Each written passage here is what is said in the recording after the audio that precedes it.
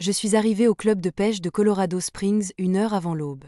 L'air de septembre avait cette fraîcheur parfaite, assez froide pour vous réveiller, mais pas assez amère pour vous rendre malheureux. Exactement comme je l'aimais, exactement comme j'en avais besoin après la réunion infernale de la faculté d'hier, où ils ont ajouté 3 nouveaux doctorants à mon emploi du temps de conseil déjà surchargé. Tu es la seule à pouvoir gérer les situations difficiles, Émilie, a dit le doyen Richard avec ce sourire condescendant. Maudit soit-il. Le lac était calme et sombre tandis que j'installais mon matériel à mon endroit préféré, une crique isolée cachée par un bosquet de pins que la plupart des membres ne prenaient pas la peine de visiter. La solitude était-elle ma thérapie plus efficace que les séances coûteuses que j'avais tentées après mon divorce? Excusez-moi, cette place est-elle prise? J'ai failli sauter de mon serveur. Une femme se tenait à quelques mètres de moi, canne à pêche à la main, éclairée par les premiers rayons du soleil. Je distinguais une silhouette élancée et des cheveux relevés en un chignon désordonné. Oui, c'est vrai. Mon ton était plus froid que l'air matinal. Oh, elle n'est pas partie. C'est juste que les principaux spots sont déjà bondés. Et j'ai entendu dire que cette crique avait les meilleures truites arc-en-ciel. J'ai soupiré. Tant pis pour la solitude, il y a de la place pour 2, je suppose. Tais-toi. Honneur des scouts. Elle a imité un salut et a installé son équipement avec une efficacité surprenante. À l'aube, je la voyais nettement plus jeune, peut-être la fin de la vingtaine, avec des cheveux roux éclatants qui s'échappaient de son chignon en mèche fine. Ses mouvements étaient précis, méthodiques, quelqu'un qui savait ce qu'elle faisait. 2 heures se sont écoulées dans un silence béni. J'avais attrapé 2 truites de bonne taille. Elle en avait attrapé 3. J'étais impressionnée à contre-cœur. Vous avez une bonne technique, ai-je finalement admis, rompant notre vœu tacite de silence. Merci. Elle a souri, et j'ai remarqué que ses yeux verts se plissaient au coin. Je suis Lucy Hall, Émilie Baker, professeur Baker. Ses yeux se sont écarquillés. Du département de biologie marine. Bien sûr que j'en ai. Une étudiante, ce serait moi. Je venais de commencer mon master. Votre article sur la dégradation des écosystèmes d'eau douce a radicalement changé ma vie. Malgré moi, j'ai ressenti une pointe de fierté. C'était mon travail le plus cité. Mais entendre un enthousiasme sincère plutôt qu'une obligation académique était rare. Je suis flattée, je le pensais vraiment. Nous avons entamé une conversation étonnamment facile. Lucy s'exprimait clairement, était passionnée par la conservation et d'une simplicité rafraîchissante. Lorsqu'elle a décrit ses centres d'intérêt, j'ai reconnu un esprit vif qui me rappelait ma jeunesse, avant que les comités et les titularisations ne m'émoussent. La matinée s'écoulait et au moment de plier bagages, j'ai ressenti une réticence inhabituelle. Samedi prochain à la même heure, a demandé Lucy en jetant son sac sur son épaule. J'ai hésité. Mais samedi matin était sacré. Ma seule échappatoire fiable. Les partager semblait risqué. J'apporterai du café, a-t-elle ajouté avec un sourire, promettant de ne pas parler avant le lever du soleil. Marché conclu. Le mot m'a échappé avant que je puisse y réfléchir. En rentrant chez moi, canne et prise dans le coffre, je me suis demandé ce qui m'avait pris d'accepter. Peut-être était-ce la courtoisie professionnelle de réseauter avec un étudiant diplômé prometteur? Peut-être le simple plaisir d'une compagnie compétente? Ou peut-être la façon dont la lumière du matin s'était infiltrée dans ses cheveux, les transformant en flammes vives sur l'eau sombre. Quelle que soit la raison, je me suis retrouvée à attendre samedi prochain avec une impatience que je n'avais pas anticipée depuis des années. Le lundi matin a apporté le chaos habituel du semestre d'automne. J'étais en train d'examiner des propositions de recherche lorsque j'ai remarqué le nom de Lucy sur un dossier de candidature transmis à mon département. La même Lucy que celle du coin de pêche. J'aurais dû faire le lien plus tôt. Lucy Hall, l'étudiante transférée de l'Institut d'océanographie Scripps, qui était arrivée avec des recommandations élogieuses. Parlons du diable, ai-je murmuré lorsqu'on a frappé à la porte de mon bureau. Lucy se tenait sur le seuil, professionnelle dans un blazer bleu marine qui, d'une certaine manière, donnait à sa coiffure un aspect encore plus éclatant. Fini le compagnon de pêche décontracté. À sa place se tenait une universitaire posée. Professeur Baker, je n'ai réalisé qu'après notre rencontre que vous faisiez partie du comité départemental. J'espère que notre arrangement pour la pêche ne créera pas de problème. Je lui ai fait signe de s'asseoir. Vous ne suivez aucun de mes cours et je ne suis pas votre conseiller. Professeur Jensen a ce plaisir. Le soulagement a traversé son visage. C'est bon à entendre. J'avais peur que les choses se compliquent. L'université est assez grande pour que nous pêchions tous les deux en paix, ai-je dit, me surprenant moi-même par cette tentative d'humour. Mais je devrais révéler notre connaissance si jamais votre travail m'est présenté. Formellement, Bien sûr. Elle a hoché la tête, puis a hésité. Sommes-nous toujours d'accord pour samedi? À moins que les truites n'aient émis des ordonnances restrictives contre nous? Son rire était chaleureux, sans retenue. Je me suis alors rendu compte à quel point j'entendais rarement des rires sincères dans ces salles sacrées. La semaine s'est écoulée, les réunions et les cours se mêlant. Je me suis surpris à penser à samedi, plus que je ne voulais l'admettre. Cela faisait des années que je n'avais pas eu quelque chose d'aussi simple à attendre avec impatience. Tu as l'air différente, remarqua Sharon, ma plus proche collègue, jeudi midi, au déjeuner. Presque joyeuse, dis-je d'un ton moqueur. Ne sois pas si choquée, Émilie.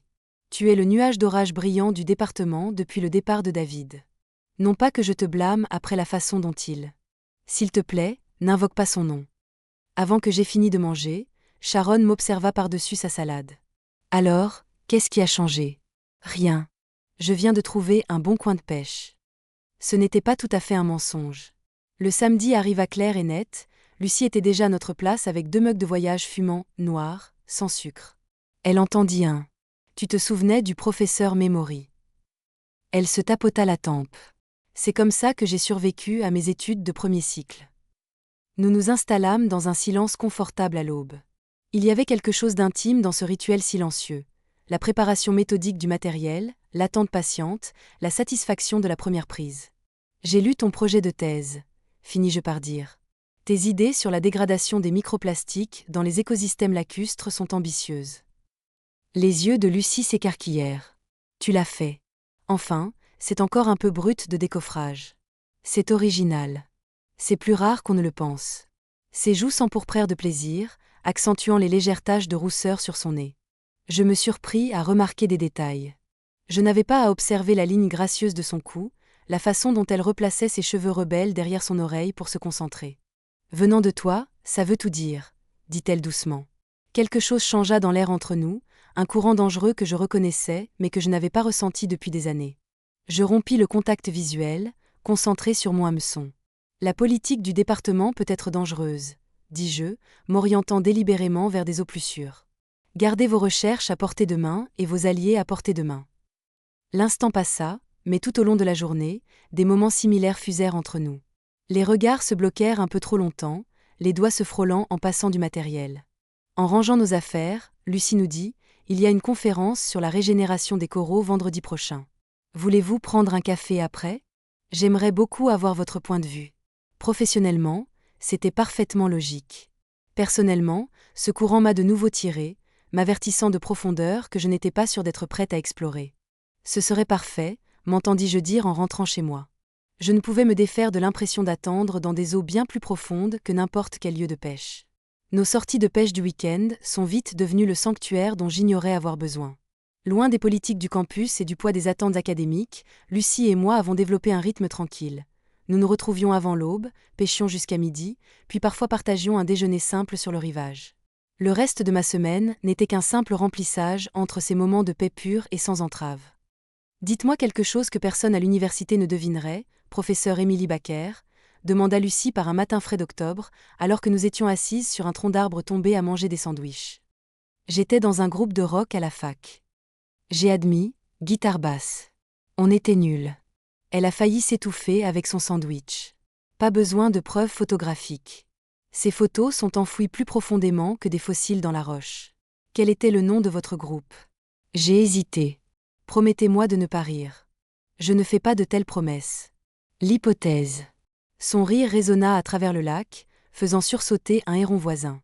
Il y avait quelque chose de contagieux, d'une décomplexation que je n'avais pas eue depuis des décennies.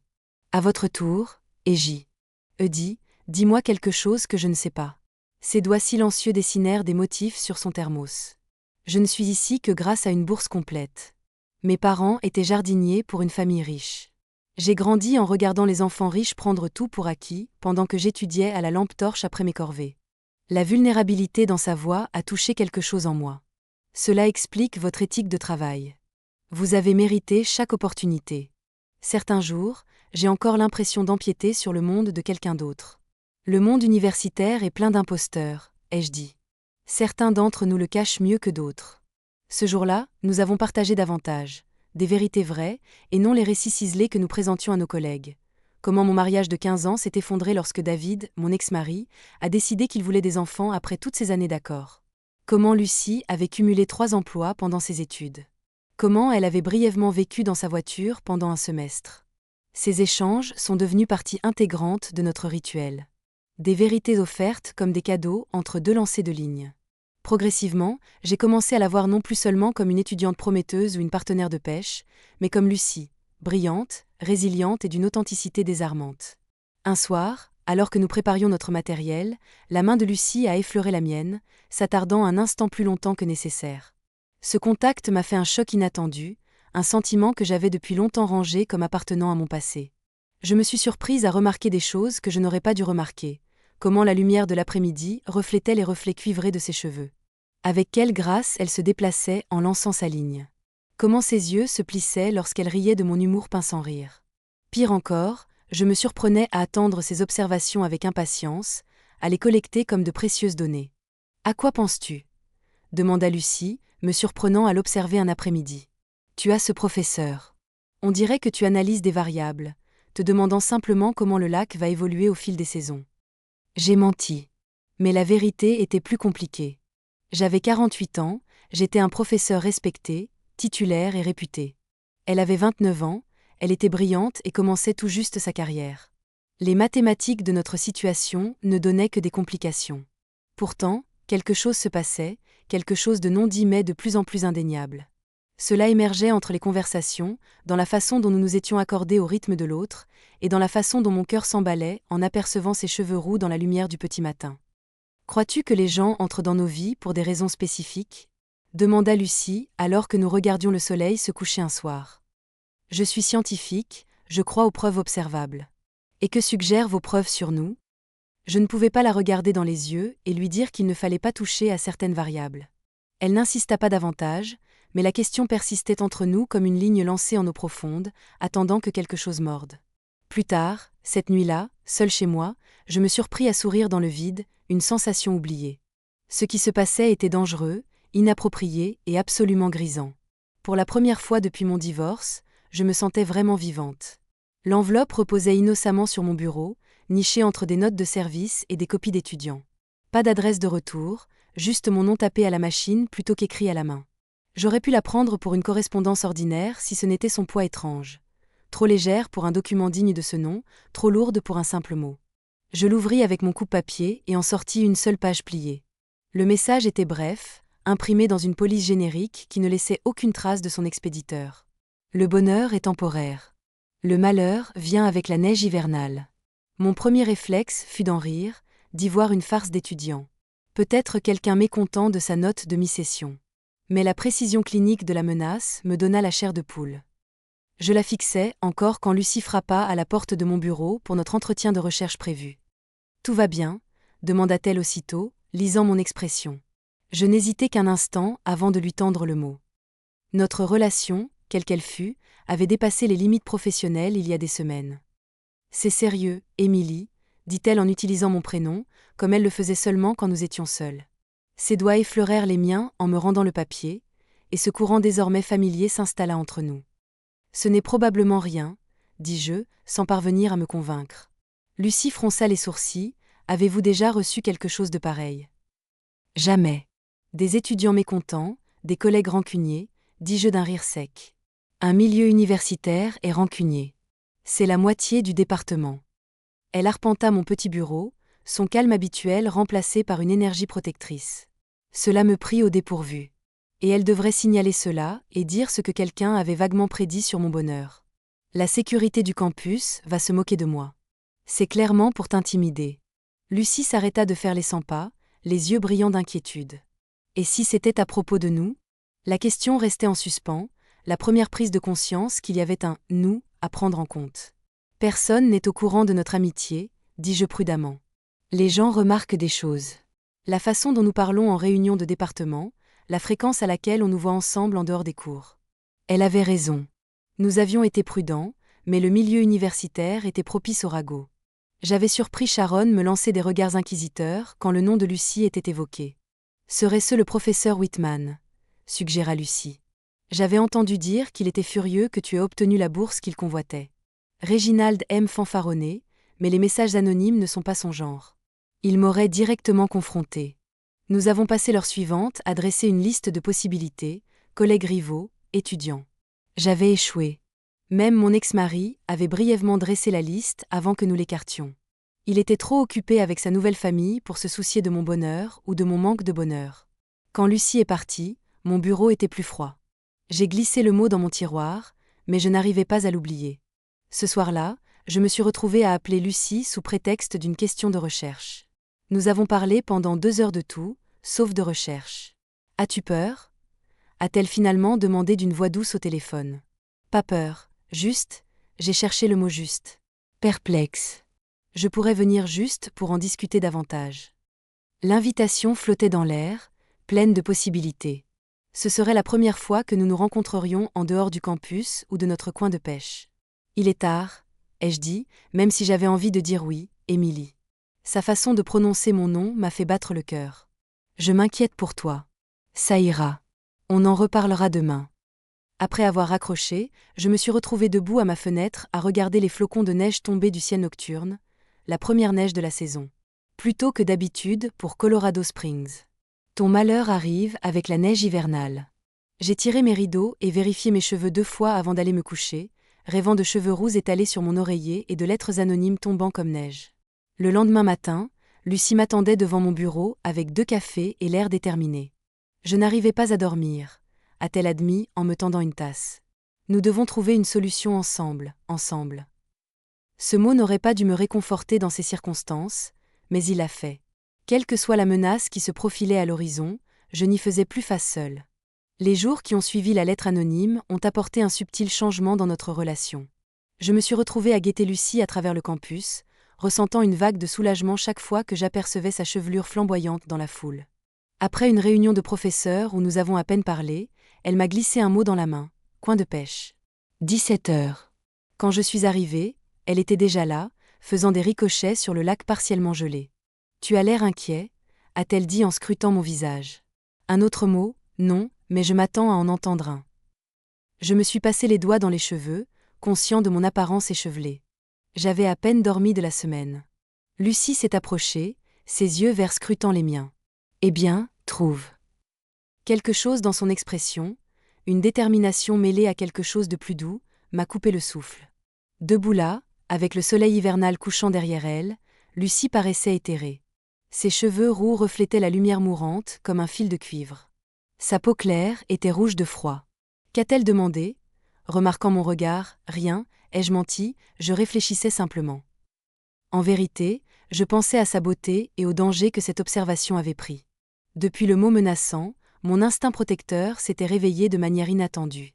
Chaque fois que nous nous séparions sur le campus, je résistais à l'envie de l'accompagner jusqu'à sa prochaine destination pour m'assurer qu'elle était en sécurité. Le symposium de biologie marine a lieu dans 3 semaines, dit Lucie en changeant dessus. Jet. J'avais l'intention de vous demander, accepteriez-vous de co-présenter avec moi ? Mes recherches s'appuient directement sur votre méthodologie.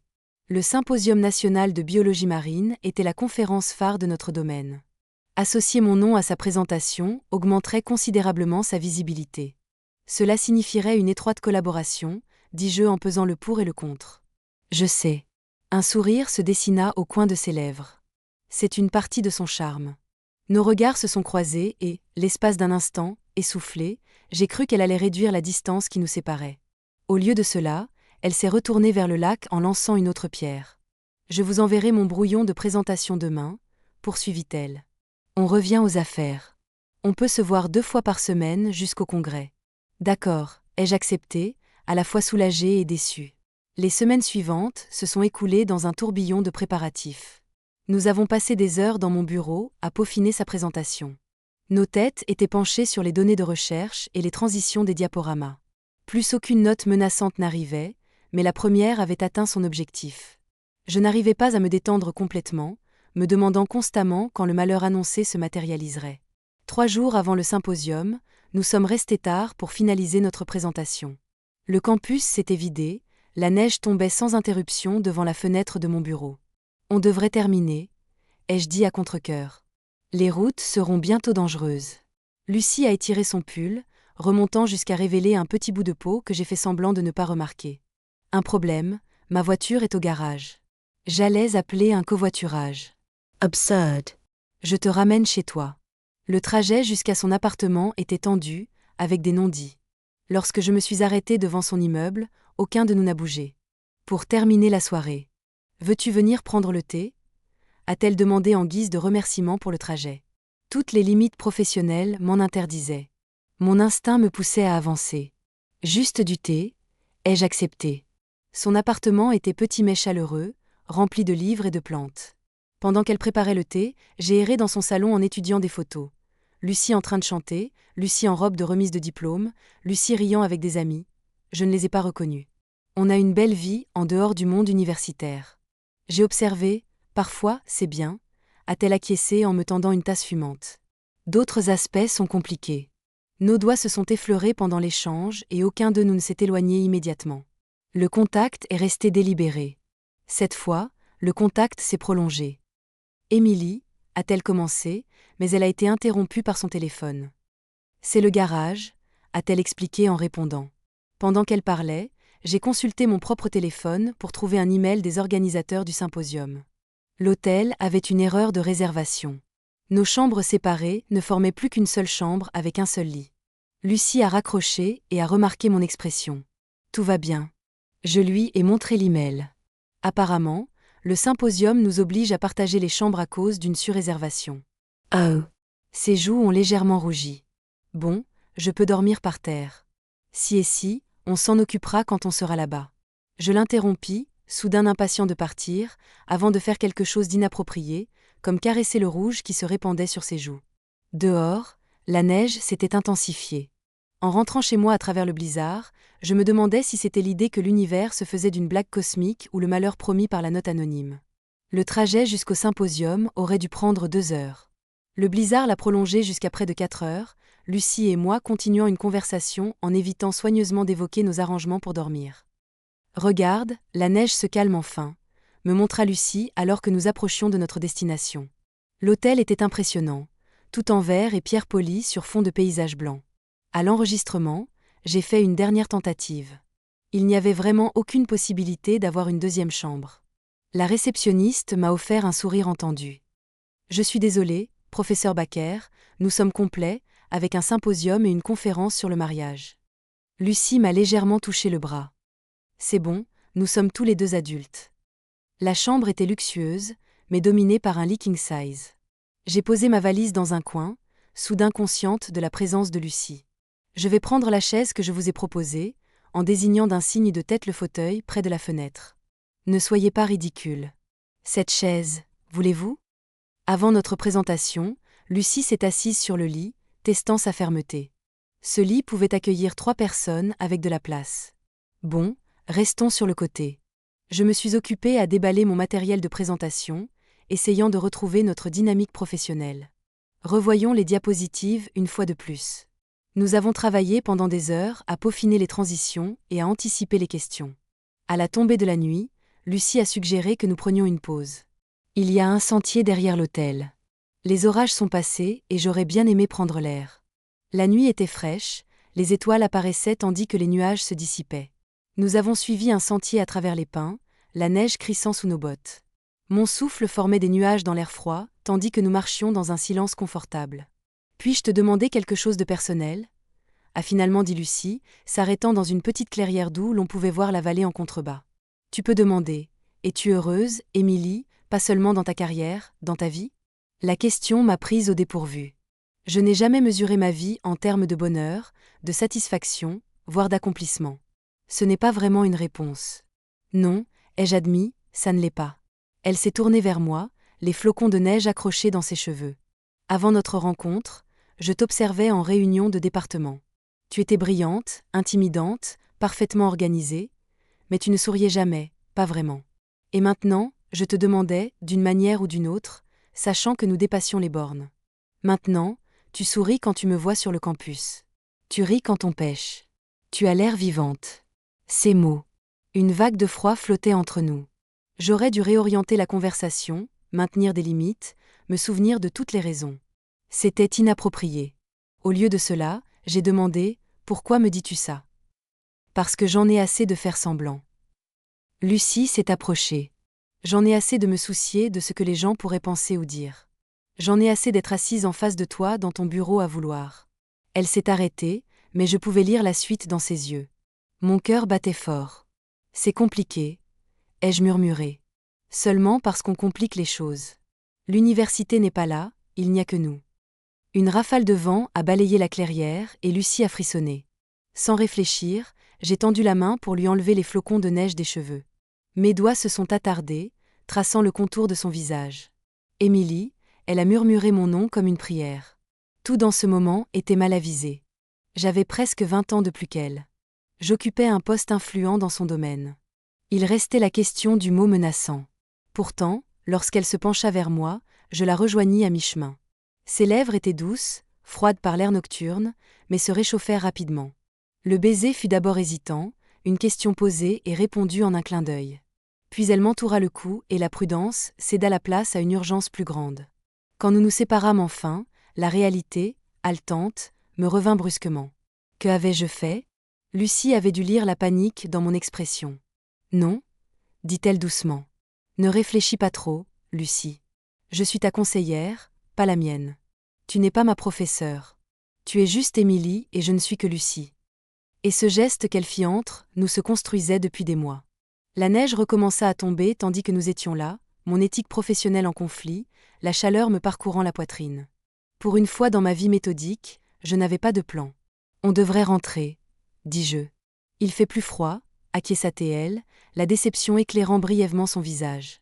En retournant à l'hôtel, nos mains se sont effleurées deux fois, avant que ses doigts ne s'entrelacent avec les miens. Je savais avec une certitude scientifique que tout serait différent après ce soir. Notre présentation a été le point culminant du symposium. Lucie s'est exprimée avec assurance et clarté. Sa passion pour la recherche transparaissait dans chaque mot. Lorsque des questions ont surgi, nous les avons traitées en équipe soudée, comme si nous travaillions ensemble depuis des années plutôt que des mois. Plusieurs chercheurs éminents nous ont ensuite contactés, exprimant leur intérêt pour des opportunités de collaboration. Nous formons une bonne équipe, a déclaré Lucie, tandis que nous récupérions nos documents sur le podium. J'ai hoché la tête, encore hyper conscient de sa présence. Après la nuit dernière, nous avions partagé le lit après tout, gardant une distance prudente qu'aucun de nous n'avait franchie, même si le sommeil était venu par à-coups, au mieux. Docteur Baker, appelait une voix de l'autre côté de la salle de conférence. Le docteur Jamzon, mon ancien directeur de thèse, s'est approché avec son enthousiasme habituel, excellente présentation, et voudé.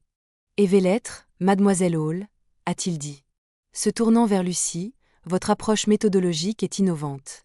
Merci, monsieur. Tu t'es trouvé une protégée remarquable, Émilie, dit-il avec un clin d'œil qui me serra l'estomac. Lucie est une collègue, corrigeai-je fermement. C'est principalement elle qui est responsable de la recherche. Après quelques civilités, nous sommes retournés à notre hôtel pour préparer le voyage de retour.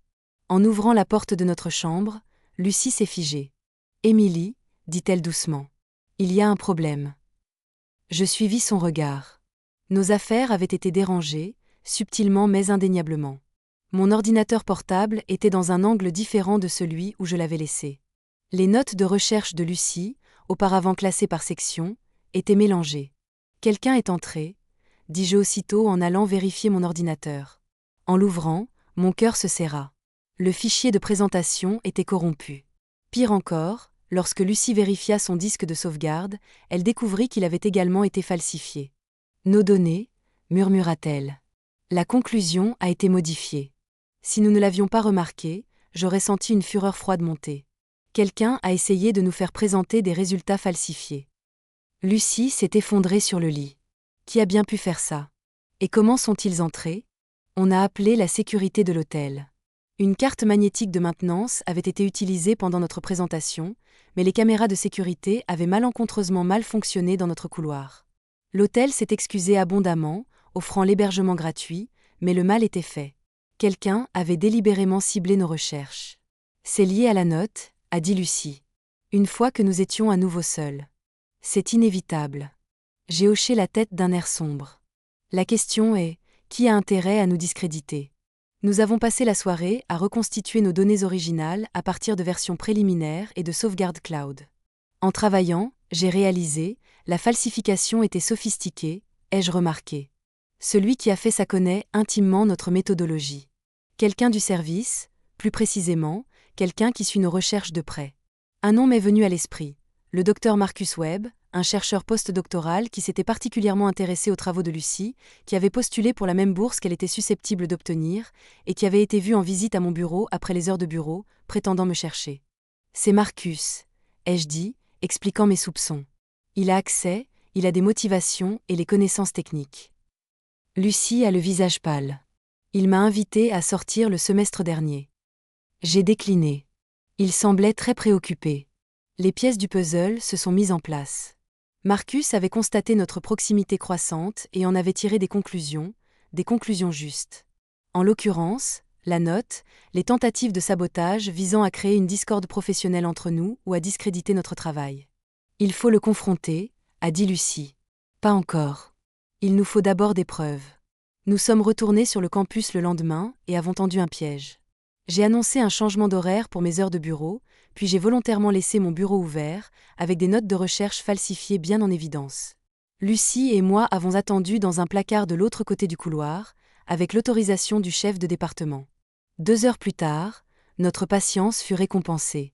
Marcus se glissa immédiatement dans mon bureau, se dirigeant vers les notes. Lorsqu'il commença à les photographier, nous entrâmes. Cherchant quelque chose, Dr Webb, demandai-je froidement. Son visage exprima la stupeur, puis le calcul. Professeur Baker, je rendais justement ces articles que vous m'aviez prêtés. Le chef de département intervint derrière nous. Il n'y a aucun article entre vos mains, Dr Webb, seulement les notes de recherche du professeur Baker dans l'appareil photo de votre téléphone. Les jours suivants furent un tourbillon de réunions disciplinaires et de plaintes officielles. Marcus finit par avouer avoir envoyé la lettre de menace et falsifié nos recherches, affirmant qu'il protégeait l'intégrité académique de ce qu'il qualifiait de relations inappropriées. Une fois la poussière retombée, le poste de Marcus après son doctorat fut supprimé. Debout devant le bâtiment administratif, après l'audience finale, Lucie me prit la main publiquement pour la première fois sur le campus. Il avait raison sur un point, dit-elle doucement, qu'est-ce que c'est que ça ? Nous ? Il y a quelque chose ici qui mérite d'être reconnu. Les nouvelles vont vite dans les milieux universitaires. Quelques jours après le licenciement de Marcus, les conversations à voix basse cessèrent. En entrant dans les salles, mes collègues qui me sollicitaient habituellement ont soudain trouvé des raisons de consulter d'autres professeurs. L'université nous avait innocentés de toute faute professionnelle. Lucie n'était ni mon étudiante, ni mon subordonné direct. Mais le monde universitaire repose autant sur la perception que sur les faits. Ils s'en remettront, m'a assuré Sharon autour d'un café dans la salle des professeurs. Tu te souviens quand le professeur Harrison sortait avec cette bibliothécaire ? 3 mois de ragot, et puis tout le monde a trouvé un sujet de discussion. C'est différent, ai-je dit doucement. Je suis chef de département, Lucie est une étoile montante dans le domaine, et vous êtes tous les deux des adultes qui font vos propres choix. Sharon m'a observé par-dessus sa tasse. La question est, es-tu heureuse, Émilie ? Parce que tu as l'air plus heureuse que je ne l'ai jamais vue depuis 15 ans. La vérité était compliquée. Malaise professionnel mis à part, je me sentais plus légère, plus vivante qu'avant mon divorce. Mais les projecteurs braqués sur notre relation avaient créé de nouvelles tensions. Lucie ressentait la tension avec plus d'acuité. Les jeunes universitaires avaient plus à perdre de la politique institutionnelle. Ce soir-là, j'ai trouvé Lucie qui m'attendait à côté de ma voiture. Mauvaise journée, ai-je demandé en remarquant sa mâchoire crispée. Le docteur Harmon a suggéré que j'aimerais peut-être élargir mes relations de recherche au-delà de vous. Apparemment, certains professeurs se soucient de l'objectivité professionnelle. J'ai déverrouillé la voiture, la colère bouillonnant sous mon air calme. Je peux lui parler. Non, m'a-t-elle interrompu. Cela ne ferait que confirmer ce qu'ils insinuent, que j'utilise notre relation à des fins académiques. Nous avons roulé dans un silence tendu vers ma maison, notre nouvelle routine. Depuis le symposium, la distance physique entre le campus et la maison était devenue une frontière psychologique importante, un endroit où nous pouvions être simplement Émilie et Lucie, pas le professeur Baker et mademoiselle Hall. J'ai réfléchi, a dit Lucie alors que nous nous garions dans mon allée, et si nous partions ? Où ? Colorado Springs, l'université, la politique. J'ai coupé le moteur et je suis allée où ? Faire quoi ? J'ai trouvé une maison au bord du lac à louer, non loin de notre coin de pêche. En fait, elle a sorti des photos sur son téléphone. une modeste cabane avec un bardage en bois patiné et de grandes fenêtres donnant sur l'eau. Elle a besoin de travaux, mais c'est privé, loin des ragots du campus. Tu veux qu'on emménage ensemble. L'idée était à la fois terrifiante et exaltante. Pas de façon permanente, juste pour les week-ends au début. Un endroit à nous. Quelque chose dans cette idée résonnait profondément. Un sanctuaire loin du jugement, un endroit où nous définir selon nos propres termes. Mais regardons ça. Ce week-end, je me suis entendu dire que la cabane était plus rustique que les photos ne le laissaient entendre. Plancher qui grinçait, appareil électroménager démodé, fenêtres qui se bloquaient à l'ouverture. Mais lorsque Lucie se tenait sur la terrasse surplombant le lac, ses cheveux flamboyants dans la lumière de l'après-midi, j'ai pu voir le potentiel à travers ses yeux. Nous avons signé un bail de 6 mois ce jour-là. Les semaines suivantes ont établi un nouveau rythme. Les jours de semaine étaient consacrés au travail, professionnel, séparés, à naviguer dans le champ de mine de la politique universitaire. Les week-ends étaient à nous, repeindre les murs, remplacer les poignées des placards, pêcher depuis le ponton privé. Je n'aurais jamais cru apprécier les travaux de rénovation, ai-je avoué un samedi. Recouverte de la peinture bleu pâle des murs de la chambre, Lucie rit en tendant la main pour essuyer une tache sur ma joue. Ce simple contact alluma quelque chose qui avait mûri toute la journée. Je lui attrapai le poignet, l'attirant plus près jusqu'à ce que nos corps se pressent l'un contre l'autre. « Tu as de la peinture partout », murmura-t-elle, mais son regard s'était assombri. « Toi aussi. » Ce baiser était différent de nos explorations minutieuses précédentes, affamés, certains. Lorsque nous arrivâmes enfin au lit, toujours enveloppés dans un plastique protecteur, des années de retenue et de bienséance s'envolèrent. Ses mains cartographièrent mon corps avec la même précision qu'elle mettait à ses recherches, découvrant ce qui me faisait halter, ce qui me faisait supplier. Plus tard, je lui rendis l'appareil, apprenant la géographie de ses taches de rousseur, la façon dont son souffle s'arrêtait lorsque je traçais des motifs sur sa peau. Après, tandis que le tonnerre grondait sur le lac et que la pluie commençait à crépiter sur le toit, Lucie tira le drap sur nous. « Toujours soucieuse des apparences ?» demanda-t-elle. La tête posée sur mon épaule, je regardais la foudre illuminer la pièce, mettant tout en relief, avant de retomber dans l'ombre. Tellement semblable à ma vie avant et après la ère. Rive de Lucie. Non, répondis-je sincèrement, plus maintenant. La réunion du comité d'éthique de l'université était prévue un mardi au début du printemps. Malgré l'autorisation officielle que nous avions déjà reçue, certains membres du corps enseignant avaient réclamé une clarification de la politique concernant les relations entre les professeurs seniors et juniors. Tout le monde savait qu'il s'agissait de Lucie et moi. C'est ridicule. Lucie fulminait, tandis que nous nous préparions pour la réunion. Nous n'avons rien fait de mal. Le monde universitaire est sans précédent. Je le lui ai rappelé. Il s'inquiète de la suite. Qui d'autre pourrait invoquer notre situation comme justification ? En entrant dans la salle de conférence, je fus surpris de voir non seulement le comité d'éthique, mais la quasi-totalité du corps enseignant senior. Le doyen Richard désigna d'un signe de tête les 2 sièges vides au premier rang. « Professeur Baker, Mademoiselle Hall, merci de vous joindre à nous. » Son ton était neutre, professionnel. Nous avons examiné les circonstances en détail. Il n'y a pas de lien de supervision directe, ni de conflit de notation ou d'évaluation académique. Le professeur Whitman s'éclaircit la gorge. Mais il y a une question de perception, Richard, de la façon dont cela apparaît aux autres étudiants et aux professeurs. Je m'y étais préparé, si vous me le permettez. J'ai interrompu Lucie et j'ai fait preuve d'un professionnalisme absolu dans toutes les questions académiques. Notre relation personnelle n'a pas affecté la dynamique du département. C'est discutable, a murmuré quelqu'un. Lucie s'est redressée à côté de moi. Sauf votre respect, mes recherches reposent sur leur mérite. L'insinuation selon laquelle mon travail ou mon poste serait influencé par ma vie personnelle est non seulement insultante, mais manifestement fausse. La réunion s'est poursuivie pendant près de 2 heures, avec des arguments allant des détails techniques de la politique aux inquiétudes concernant la réputation du département.